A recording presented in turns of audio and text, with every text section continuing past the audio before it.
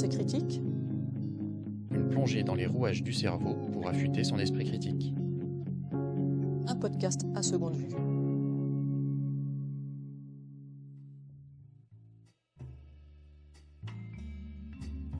Bonjour chères auditrices et auditeurs, c'est Pierre de l'association À Seconde Vue. Bienvenue dans Pensée critique.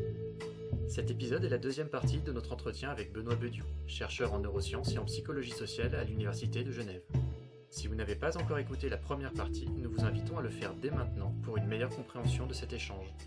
Elle est disponible sur votre application de podcast et sur notre site asecondevue.fr. Nous vous mettons le lien en description. Bonne écoute!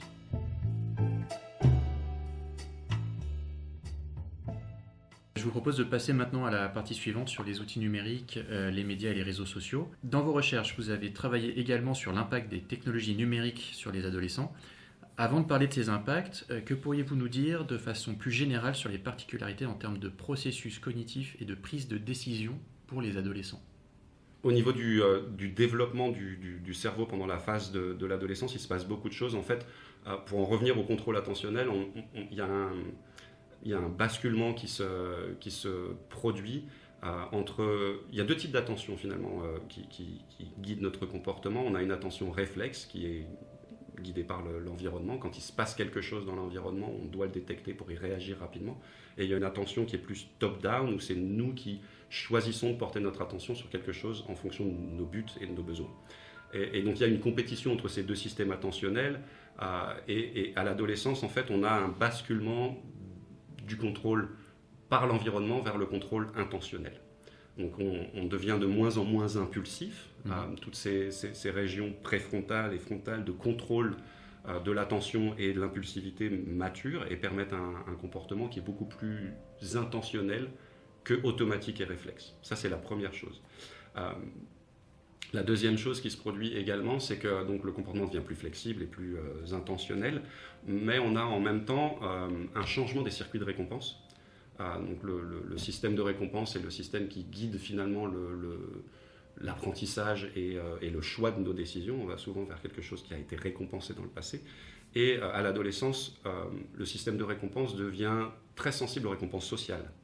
Donc aux récompenses, aux signaux sociaux d'approbation par les pairs, de reconnaissance, d'appartenance à un groupe, etc. Et donc ces différents changements contribuent à un intérêt beaucoup plus important vers les technologies qui permettent justement d'explorer le monde, d'avoir un statut social par rapport à d'autres personnes, etc. Donc on a vraiment une maturation du cerveau de différents systèmes qui contribuent à rendre le comportement plus intentionnel et plus contrôlé et mieux régulé. Et vous avez travaillé sur l'impact d'un usage dit problématique des médias chez les adolescents et jeunes adultes. Est-ce qu'on pourrait définir ce qu'est un usage problématique des médias ? Alors ça, c'est aussi un grand sujet de recherche actuelle. En fait, on parle d'usage problématique pour essayer de différencier des usages addictifs, parce qu'on entend beaucoup parler d'addiction aux écrans. Alors on lutte un petit peu contre cette terminologie. Et en fait, l'utilisation problématique, c'est une utilisation qui va interférer avec le fonctionnement au quotidien. Donc interférer avec le sommeil, interférer avec les habitudes alimentaires ou les habitudes de vie standard et saine, mais également avec les habitudes sociales, avec le comportement, avec la vie sociale, les relations avec les pairs, les relations avec les parents, et ainsi de suite. Donc c'est vraiment la composante fonctionnelle et l'impact sur la vie quotidienne qui est au centre de la définition des utilisations problématiques, et pas le temps passé et la quantité de consommation quelque part, contrairement à d'autres domaines. D'accord, donc on peut être beaucoup sur son écran, mais pour autant avoir une vie, entre guillemets, dans la norme sociale.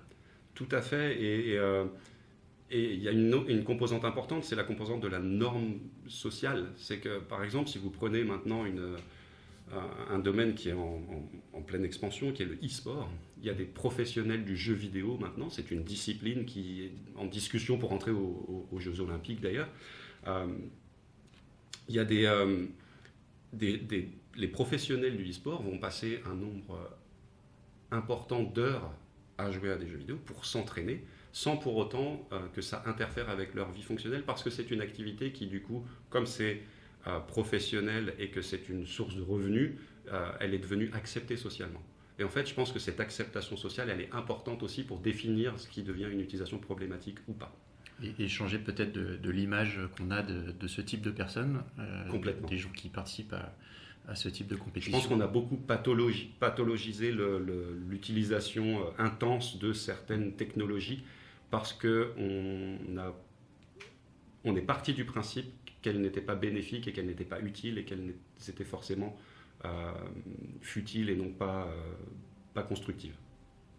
Et pour revenir aux usages dits problématiques des médias, est-ce qu'ils ont un impact sur les capacités à mobiliser son esprit critique ? Alors c'est une question que je trouve particulièrement intéressante et surtout dans ce sens-là parce que dans la recherche on la voit plutôt dans l'autre direction. C'est-à-dire que nous ce qui nous intéresse c'est est-ce que finalement, et c'est ce que beaucoup de programmes actuels commencent à faire, c'est est-ce que finalement si on entraîne l'esprit critique on peut diminuer l'apparition et l'intensification de ces utilisations problématiques.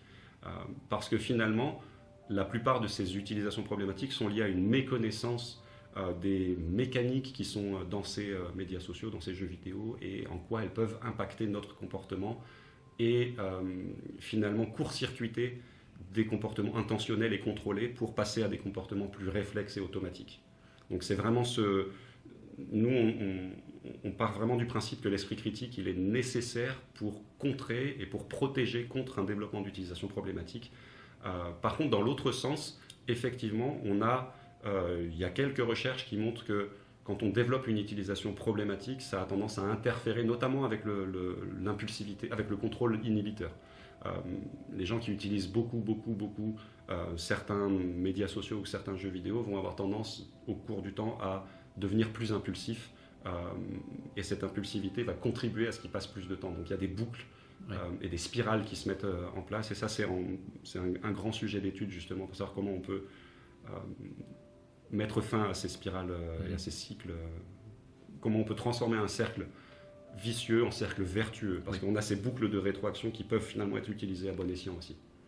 Dans ce cas-là, je renvoie nos auditeurs à notre épisode sur la démarche critique qui concerne également une boucle, mais qui pour le coup est vertueuse, qui est la spirale de la tortue, à l'inverse de celle que vous venez de décrire. Et je le disais en introduction, avec vos collègues, vous avez montré dans une méta-analyse de 2025 que l'usage d'outils numériques améliorait la lecture chez les enfants de moins de 15 ans, en particulier chez ceux rencontrant des difficultés à lire. Pourriez-vous expliquer par quel processus cognitif cette amélioration se fait ? Donc un des objectifs de cette méta-analyse, c'était de comparer justement deux types d'interventions pour améliorer l'apprentissage de la lecture. Et ce qu'on a trouvé, c'est qu'un apprentissage spécifique, donc apprendre à décoder et à comprendre les mots, les phrases, les syllabes, etc., ça pouvait produire des bénéfices modestes chez des personnes lambda, donc des personnes qui n'ont pas de problème de lecture. Par contre, ça avait moins d'effet chez des personnes qui avaient des troubles d'apprentissage de la lecture. Chez ces personnes-là, on a trouvé qu'un apprentissage plus général de l'attention, de la mémoire, pouvait, chez cette population, avoir des bénéfices plus substantiels. Donc on a vraiment deux types d'apprentissage qui produisent des bénéfices chez deux populations. Un apprentissage spécifique qui va plutôt améliorer le lecteur lambda et un apprentissage plus général basé sur des fonctions fondamentales qui, lui, va être plus bénéfique au lecteur en difficulté. Donc ça permet aussi de savoir finalement comment mieux adapter l'entraînement à la personne qu'on veut entraîner et à la fonction qu'on veut entraîner. Donc ça, c'est aussi un point important. Et bien justement, est-ce qu'on peut améliorer donc, au hasard la démarche critique via ce type d'entraînement ? Alors c'est tout un projet de notre côté, c'est quelque chose qu'on a envie d'essayer et d'évaluer, c'est est-ce qu'on peut utiliser finalement des méthodes innovantes pour entraîner l'esprit critique et est-ce que cet entraînement à l'esprit critique il se transfère à des compétences de la vie de tous les jours, notamment est-ce que c'est un facteur protecteur contre le développement d'utilisations problématiques qui, on le sait, peuvent entraîner dans des spirales de troubles émotionnels, de santé mentale, etc. Donc c'est une hypothèse qu'on n'a pas encore complètement pu tester, mais à laquelle on aimerait s'attaquer dans les prochaines années. Très bien. Plusieurs pays ont réglementé ou ont l'intention de le faire sur la limite d'âge pour utiliser légalement les réseaux sociaux. L'Australie l'a fixée à 16 ans en 2025. La France parle de la fixer à 15 ans d'ici à septembre 2026. Dans un article de 2024 consacré aux enjeux de l'usage des écrans pour la génération Z, vous indiquiez avec vos collègues que le numérique, et par extension les réseaux sociaux, était un support essentiel pour la construction identitaire. Que pensez-vous donc de ces nouvelles réglementations, notamment des limites d'âge fixées ? Alors je pense qu'on est dans une ambivalence par rapport à ces technologies qui se sont développées beaucoup trop rapidement et qui n'ont pas été régulées. On a d'un côté la presse et les médias qui nous donnent énormément de messages négatifs et qui mettent en avant tous les risques qu'il y a associés à ces utilisations qui prennent de plus en plus de place dans le quotidien. Et il y a un décalage par rapport à la science qui, elle, ne trouve pas énormément de preuves scientifiques de ces causalités. Et donc c'est-à-dire des causalités, des effets négatifs. Des effets négatifs. D'accord. On voit plutôt des relations bidirectionnelles, des relations complexes avec l'environnement, le contexte d'utilisation, le facteur social. Bref, c'est des effets qui sont beaucoup plus compliqués que ce qu'on voit dans les médias. Et donc cette ambivalence, elle crée une tension qui fait que on est dans une société où les médias numériques prennent de plus en plus de place. Et si il y a effectivement un potentiel effet négatif, le principe de précaution est de protéger les utilisateurs parce qu'ils sont de plus en plus nombreux, de plus en plus jeunes et que ces conséquences peuvent être dramatiques à long terme. Donc je pense qu'on est en train d'appliquer un principe de précaution de façon un peu trop aveugle en se disant on n'a pas d'évidence scientifique, on n'a pas de stratégie pour mitiger ces risques et donc le mieux c'est de stopper l'exposition à une ressource qui est potentiellement néfaste. Le problème c'est qu'on est dans une société où le numérique prend de la place dans tous les domaines. Beaucoup de relations sociales se développent maintenant par le numérique. Trouver un emploi, ça nécessite d'avoir accès à Internet, d'utiliser les outils numériques. Donc le numérique est devenu indispensable. Et donc c'est aussi ça notre combat dans cette littérature, de se dire, contrairement le modèle d'addiction, qui est qu'on a une addiction parce qu'on a une réaction face à une substance qui n'était pas nécessaire et pour laquelle on développe un comportement addictif. Là, on est sur une technologie qui est utile. Et donc l'idée, c'est pas de stopper complètement l'utilisation, mais d'avoir une utilisation plus contrôlée. Pour moi, le risque avec les interdictions, c'est qu'on ne va pas donner accès à une ressource qu'on va découvrir à 15 ans sans avoir été entraîné, formé, éduqué au risque que cela peut comporter. Alors je ne dis pas que l'interdiction n'est pas une bonne chose, ça va probablement diminuer des conflits familiaux, parce que ça va justifier et légitimer certaines décisions parentales de dire non, tu n'auras pas accès aux réseaux sociaux, mais je pense que ce n'est pas le seul levier d'action et probablement pas le meilleur. Je pense que c'est important d'agir à 3 niveaux. Le niveau législatif, le niveau de la création de ces outils, donc le niveau du design et des compagnies qui génèrent ces outils numériques. Et pour moi, le niveau le plus efficace, ce sera au niveau de la population et d'éduquer les gens, parce que ces médias vont toujours être là. Ils vont toujours créer des nouveaux outils qui vont capturer notre attention, qui vont nous faire passer plus de temps sur les écrans.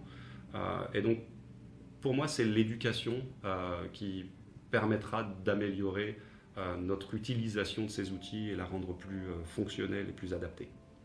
Mais justement, en parlant de l'éducation, très souvent, quand on mentionne ce type de mesures nécessaires, on pense spontanément à l'école, mais compte tenu de tout ce qui est déjà demandé aux enseignants et dans un contexte de contraintes budgétaires, quelles pourraient être les solutions pour cet accompagnement ? C'est une très très grande question et à laquelle on aimerait avoir la réponse. Malheureusement, en fait, c'est tout l'enjeu en fait de mettre en place des programmes de prévention. C'est que on peut avoir le meilleur cours, le meilleur matériel éducatif, pédagogique. Il faut du temps et des ressources et de la volonté pour pouvoir le mettre en place. Et on ne le voit pas forcément dans le domaine de l'éducation aux médias, mais dans de nombreux domaines de l'éducation. Une composante clé de l'efficacité de l'éducation, c'est la motivation des enseignants. Et pour motiver les enseignants, il faut les intéresser, leur libérer des ressources, leur libérer du temps, les former. Et donc notre approche de l'éducation aux médias, c'est pas seulement de rajouter des charges sur les enseignants, c'est au contraire de travailler avec eux, avec les jeunes, les adolescents, avec les parents, pour essayer de trouver le meilleur moyen d'agir. Et en fait, on veut développer cette approche où on veut que ça vienne du monde réel, c'est-à-dire on ne veut pas imposer notre recherche scientifique et nos résultats scientifiques au monde de l'éducation. On veut savoir comment l'intégrer dans le monde de l'éducation pour que ce soit efficace. Donc, on n'a pas la solution, mais on veut engager des réflexions avec les écoles, avec les psychologues scolaires aussi, parce qu'il y a un fort lien avec la santé mentale. Et donc, on pense qu'en améliorant la prédiction, le diagnostic précoce et les signes précurseurs de problèmes de régulation émotionnelle, de problèmes affectifs, de problèmes sociaux aussi, familiaux, etc., on pourrait aussi faire une très grande prévention et une meilleure intégration des outils numériques dans le développement de l'enfant et de l'adolescent. Avant de passer à la conclusion, j'interromps le cours de cet entretien en raison de l'actualité. En effet, quelques heures après notre échange, lors d'une prise de parole sur le Média Brut où il réagissait à un fait divers, le président français Emmanuel Macron a indiqué attendre l'établissement d'un consensus scientifique concernant les effets des jeux vidéo violents sur les jeunes et adolescents pour éventuellement faire évoluer la réglementation. Cette actualité étant en lien direct avec le sujet de notre entretien, il nous a paru intéressant d'interroger Benoît Bediou sur cette question, notamment sur le fait que de nombreuses études ont déjà été menées sur ce sujet depuis plus de 20 ans. Il nous a répondu par un vocal que nous allons vous diffuser maintenant. Petite précision, dans cet enregistrement, Benoît fait référence à des évidences. C'est un terme utilisé dans la recherche, en particulier lorsqu'on a l'habitude de travailler en anglais, et qui renvoie ici à la notion de preuve scientifique. Alors en effet, j'ai entendu que le président avait relancé les discussions autour de l'effet des jeux violents sur les jeunes et les adolescents. C'est un débat qui n'est pas nouveau. Il y avait déjà eu un groupe de travail en 2015 mandaté par l'Association américaine de psychologie, qui avait conclu qu'il n'y avait pas assez d'évidence pour lier la pratique du jeu vidéo violent avec le comportement violent ou agressif, en tout cas pas d'évidence causale. Probablement un lien avec un facteur de risque, etc. Et donc cette position a été réaffirmée en 2020, donc il y a eu une prise en compte des nouvelles études. Donc il n'y a pas vraiment de grands changements dans cette littérature-là. Il y a toujours pas mal d'études corrélationnelles qui suggèrent des liens, des associations entre la pratique du jeu violent et le comportement agressif. Ça a été étendu à d'autres effets négatifs, d'autres types de comportements négatifs ou d'autres impacts, notamment académiques, etc. Mais encore une fois, pas assez d'évidence pour démontrer une causalité vraiment forte. Et donc, à l'heure actuelle, il y a encore des invitations à étendre la recherche dans cette direction pour mieux comprendre justement ces effets-là, savoir finalement si ce sont les mêmes à tous les âges, si ce sont les mêmes chez les garçons et chez les filles, combien de temps ces effets pourraient durer, quel est l'impact de la composante compétitive ou coopérative des jeux dans les effets des jeux vidéo. Alors pas spécialement les jeux violents, mais tous les jeux, même si l'accent est mis particulièrement sur le jeu violent dans ces études-là. Et un aspect qui commence à faire son apparition, c'est aussi de savoir quel serait le rôle de la médialittératie, donc la connaissance des médias dans la médiation de ces effets. Est-ce qu'on pourrait mitiger ces effets en ayant une meilleure connaissance de l'impact des médias sur notre comportement? Un grand merci à Benoît Bediou pour ses réponses complémentaires. Et maintenant, retour à la conclusion de notre entretien. Benoît, pour terminer notre entretien, il nous semble intéressant pour nos auditeurs de prendre conscience que l'esprit critique concerne tout un chacun, y compris des chercheurs qui travaillent de près ou de loin sur ce sujet. J'aurais donc quelques questions plus personnelles à vous poser et qui permettront d'illustrer cela. Tout d'abord, quel biais ou quelle lacune dans votre propre façon de penser avez-vous découvert le plus tardivement ?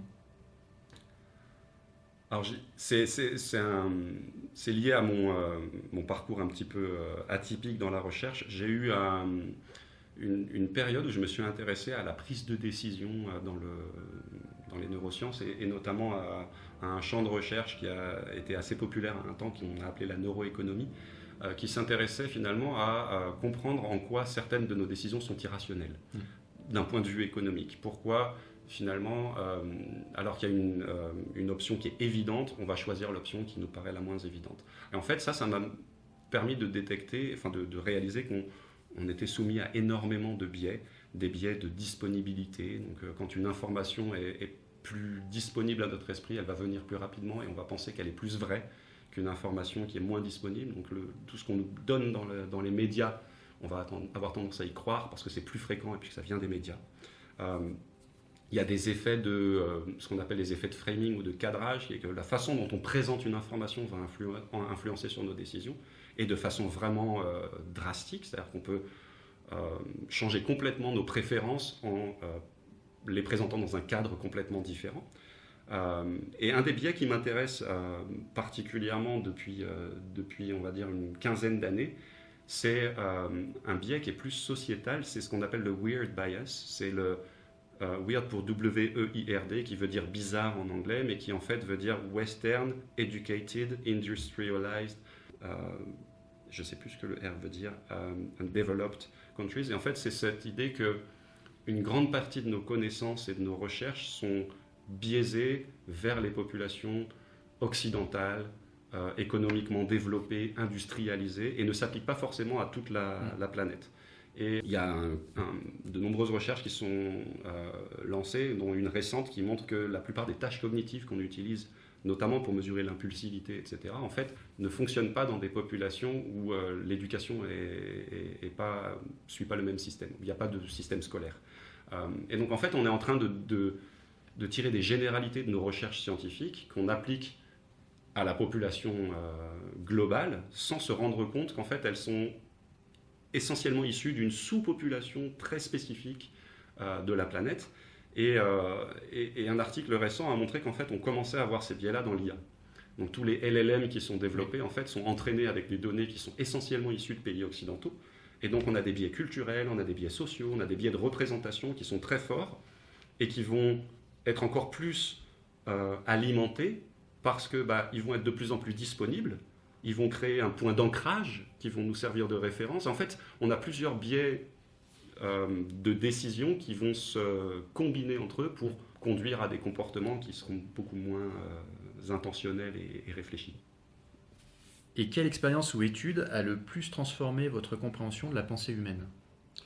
Alors c'est toujours dans cette courte expérience de la prise de décision et de la neuroéconomie, c'est les travaux de Kahneman et Tversky. Ils ont eu un prix Nobel pour ces travaux-là, et sur justement toute l'irrationalité de nombreuses décisions humaines, économiques, mais surtout dans le domaine social. En fait, toute la théorie des jeux, la game theory, qui n'a rien à voir avec le jeu vidéo, est quelque chose que j'ai trouvé passionnant et qui finalement est à la frontière entre l'économie et la psychologie pour essayer de comprendre pourquoi certains comportements sont économiquement irrationnels, mais psychologiquement et socialement intéressants, et en quoi, par exemple, le statut social peut avoir une valeur aussi importante que l'argent, la nourriture, etc., pour une espèce comme l'humain et pour certains animaux également.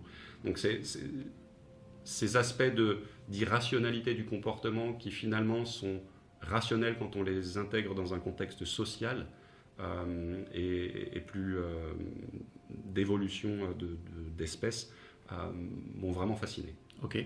Vous auriez un exemple concret justement de cette irrationalité en lien avec ce phénomène ? Une des expériences qui m'a beaucoup intéressé et sur laquelle on s'est penché un petit peu, c'est ce qu'on appelle le jeu de l'ultimatum. C'est un jeu qui a été développé par des économistes pour tester la réciprocité, la générosité, enfin toutes les préférences sociales dans les interactions sociales et comment elles se développent. Et en fait, dans ce jeu-là, l'idée c'est on va donner une somme d'argent à une personne et on va lui dire vous allez pouvoir la partager avec une autre personne. Par exemple, on me donne 100 francs et on me demande de le partager avec vous et j'ai le choix de partager comme je veux. Je peux vous offrir 50 francs et garder 50 francs, je peux vous offrir 10 francs et garder 90 francs. C'est moi qui décide le partage que je vous propose. Et donc il y a deux jeux qui ont été créés. Il y a le jeu du dictateur, où c'est moi qui propose et vous n'avez pas votre mot à dire. Et en fait, les économistes dans ce jeu-là prédisent que je ne devrais rien vous donner, puisque vous n'avez pas de votre mot à dire. Et en fait, la plupart des expériences montrent que, spontanément, dans une interaction avec un autre agent humain, ce n'est pas le cas si on interagit avec des non-humains, on va donner une proportion significative entre 20 et 30% de son but. Donc il y a une notion de générosité qui n'était pas prédite par les économistes. Et en fait, si on modifie un petit peu ce jeu et que je vous donne la possibilité d'accepter ou de refuser ce partage, avec la petite nuance qui est que si vous refusez, finalement je n'ai même pas l'argent moi, donc il n'y a pas de partage qui est fait.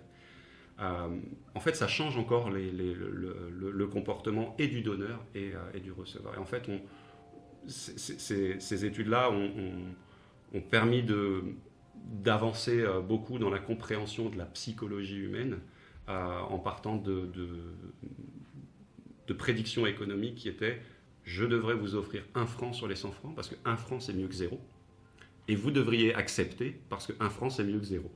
Et en fait, dans la plupart des cas, si je ne vous offre pas 30%, vous allez refuser. Et donc vous allez me punir, et vous êtes prêt à refuser 30 francs pour me punir d'avoir fait une offre qui est injuste pour vous et qui n'est pas égale. Et donc ça, pour moi, et on a trouvé ça chez des animaux également, donc il y a des expériences chez le chien, chez le singe, chez beaucoup d'espèces qui montrent qu'un chien va refuser une récompense si le chien d'à côté est traité de façon injuste. Et il y a énormément d'expériences qui montrent que finalement cet aspect moral, social, empathique, guide de nombreux choix qui n'étaient au départ pas compris par les économistes. Donc moi j'ai trouvé ce champ de recherche vraiment fascinant. Et enfin, pour conclure, si vous aviez le pouvoir de changer une seule chose ou de prendre une seule mesure dans le but de renforcer l'esprit critique de la population, laquelle serait-elle ? Je vais en revenir sur l'éducation. Je pense que le système éducatif est un socle qui a été très compliqué à évoluer, alors que la société a bien évolué et que les demandes en termes de compétences ont beaucoup évolué. Donc pour moi, ce qu'il faudrait changer, c'est quelque part la façon dont on éduque. Un des gros changements, puisque c'était le sujet et puis c'est un peu biaisé par ma thématique de recherche, c'est le numérique. Je pense que dans l'éducation, on devrait intégrer le numérique. C'est devenu un élément clé de notre société, et je pense qu'on devrait l'intégrer de façon progressive. C'est-à-dire qu'un peu comme le permis de conduire, où on apprend à conduire, on a des limitations de vitesse pendant les premières années, et si on se comporte bien pendant ces années, on enlève certaines restrictions. Et puis déjà, on commence par être accompagné avant. Exactement. Et je pense que dans le domaine des outils numériques, il devrait y avoir cet accompagnement précoce. Le meilleur endroit pour le faire, c'est à l'école, mais encore une fois, il y a la question des ressources humaines et financières et des ressources en général. Mais pour moi, le gros changement, il est là. Et ça a été montré dans de nombreux domaines, l'éducation est la meilleure porte vers la prévention, et la prévention coûte beaucoup moins cher que le traitement. Si on peut prévenir les soucis de santé mentale qu'on voit à l'adolescence, qui étaient déjà là avant les écrans, il faut qu'on mette les choses au clair. L'adolescence est une période compliquée à cause du développement cérébral dont on a parlé tout à l'heure. C'est une période où il y a énormément de pics de problèmes mentaux. Les écrans sont juste venus dans ce contexte-là comme un outil pour les jeunes qui vont pas bien. Avant, ils allaient parler à des copains. Maintenant, ils ont un outil sur lequel ils peuvent poser des questions, se distraire, s'informer, se connecter. Et donc, en fait, les soucis de santé mentale s'expriment dans un monde hyper connecté. Et donc, on est en train de taper sur une technologie qui finalement est un épiphénomène et finalement est là. Et a plus un outil qui s'intègre dans un développement que responsable des problèmes qu'on lui attribue. Et donc pour moi, si on éduquait tôt, et je dis tôt, c'est pas seulement les enfants, mais éduquer les enfants, leurs parents, les éducateurs, je pense qu'on pourrait aller de l'avant sur ces mauvaises conceptions et ces mauvaises idées qu'on a autour du monde numérique. Ok. Merci Benoît Bédiou. C'était clair ? C'était très clair. Super. Merci à vous.